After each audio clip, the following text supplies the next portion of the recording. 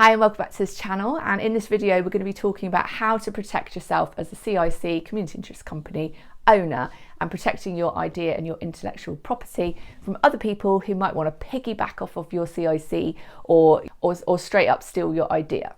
I also want to talk about getting the balance between protecting yourself and not being too protective, because some CIC owners are almost too scared to share what they're doing and share their projects because they're too worried about people stealing their ideas. So I'm going to be talking about the balance and what's important and things to consider in this video. So before I get into that, please hit the subscribe button for everything to do with CICs, community interest companies, grant funding and all of that. Also, if you want to book a call with me, go over to my website. I've also got a membership app, CIC Tribe, which you can join. Loads of different features on that. But that aside, let's get into it. So let's talk about protecting yourself. So often when community interest companies set up, sometimes they are people who've set up because they've got a lived experience or because they've got professional experience.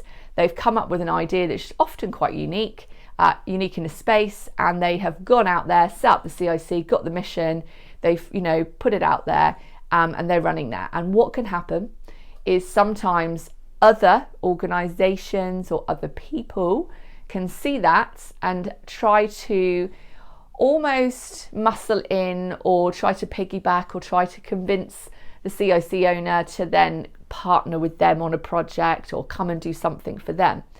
Now, whilst you might think, well, that could be good, could lead to some money, could lead to some opportunities. Actually, what I see quite often is actually more, unfortunately, of an exploitative thing. So what often happens is, I think other organisations can see that this new CIC has started, can see that actually they are doing really great work. Maybe they've got a skill set, or they're targeting a group of people and they've got a really good established community of people, and they see that, and they might be in an organisation or running a project where they don't have that. So they think, well, the most logical thing is, look, this person's just setting up, whereas we're established. So why don't we talk to this person, because they're maybe quite naive and maybe, not realising their worth, and try to actually get them to come in over to us. And they will literally take your community members from you. They will try to maybe take your ideas or get you to do work for them for free. And often what happens is they suggest to the CIC owner, well, you can just go and get your grant funding, and they suggest almost that you go and get your own grant funding, but then you come over to them and do free work, or you bring your people and your community over to them for no benefit to you and your CIC. So really beware of those people. And sometimes CIC owners can get flattered by this attention and somebody valuing what they do and gassing them up, and they will fall for this. So what I tell people is, do not partner with anybody that can't bring something to you. So what are they bringing to the table? So the test is, with a partner, is it should be pretty much 50-50.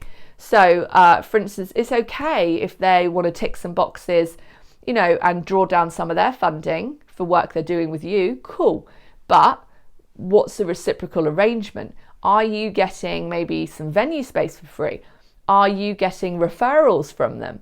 Are you getting maybe paid from them? So what are you getting from them? So that it definitely needs to be an equal arrangement, and be really careful and draw up boundaries as well. And sometimes you will just need to cut some of these people off and really know your worth. And the sad thing is I see a lot of CIC owners that don't know their worth. They don't know the value of what they have done. And they don't know the value of their, the community that they've spent time nurturing and growing. They don't see that, that what they've done is of value. So they're too busy being flattered, and they're too busy being nice and saying yes to everyone, and then they kind of get dragged off. So I really wanted to do this video to make people aware of that, and about knowing your worth, setting your boundaries, choosing your partnerships carefully. So those are the key takeaways that I want people to consider when it comes to working with other people. Now, I have had bad experiences myself. I'm not going to name any names of organisations, of course, because this is a public YouTube channel. But put it this way, I did a project which was a research project. It was only me. I'm the only person who's ever researched this particular topic. and another organisation which set up after mine, who got funding after by the way, I only got 10,000 from the lottery to like do my project.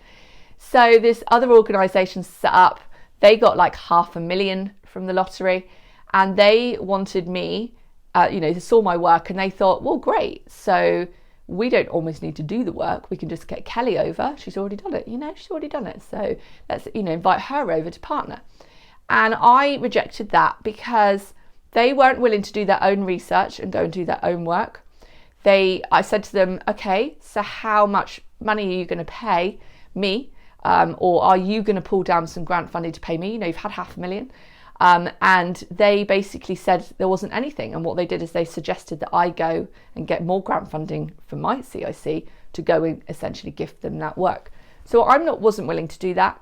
I shared the information in terms of how I would have shared it anyway publicly. I did presentations, they learned from that, so they learned from my research, and there's nothing to stop them, of course, after they've learned from my research, read my book or been to my presentations, nothing to stop them, of course, kind of taking some of that information that they've then learned. But I wasn't prepared to actually go and spend my time or give my resources to them. So that was about knowing my worth. And I know that they tried to do that with another young CIC that started out, and a similar thing. She was a teacher and she'd done lots of work. They wanted her to go and do stuff, and again, didn't want to pay her, had no money, just wanted to piggyback. And I told her the same. I advised her, don't do it. It's exploitative. Don't do it. So definitely, I have had that experience. So I wanted to share that experience with you, so you know kind of what to look out for. Now, I don't want to make you all super paranoid. I don't want you all to feel like you shouldn't share what you're doing because somebody could steal your ideas, etc. Because you have to put yourself out there. There's, like I said about my presentation, my work, like it's going out there anyway.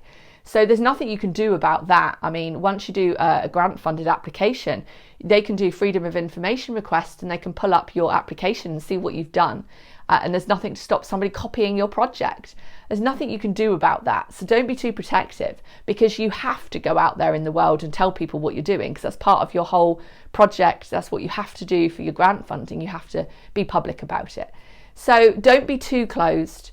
But what I would say is go out there, be bold, say this is what I'm doing, and actually put your flag in the sand and say this is what I'm doing, this is me, this is our CIC, and actually by you going out there and saying this is what we do and actually saying it to a lot of people kind of means you've got in there first anyway. So if somebody else is coming along, they're going to know that, well, actually it was you that, did it first. So if you're the first person doing it in that space, you've really not got much to worry about. In fact, it actually is in your interest to go and tell everyone and make sure you've marked it, like as in all over the internet, on social media, you've got the hashtags, blah, blah. So you started it. And if other people then copy and do similar things after, there's nothing you can do about that. And the important thing is that you were the first person. So definitely there's a balance. Don't be shy or keep in what you do. You've got to put it out there. But on the other hand, make sure you are not sort of poached or and protect yourself and your ideas and know your worth on the other side. So I hope that helps you get an idea of the balance to strike when it comes to your CIC ideas and what you're doing. So any questions on that, hit me up in the comments. I'll be interested to know if you've had any experiences like this. So do share them with me.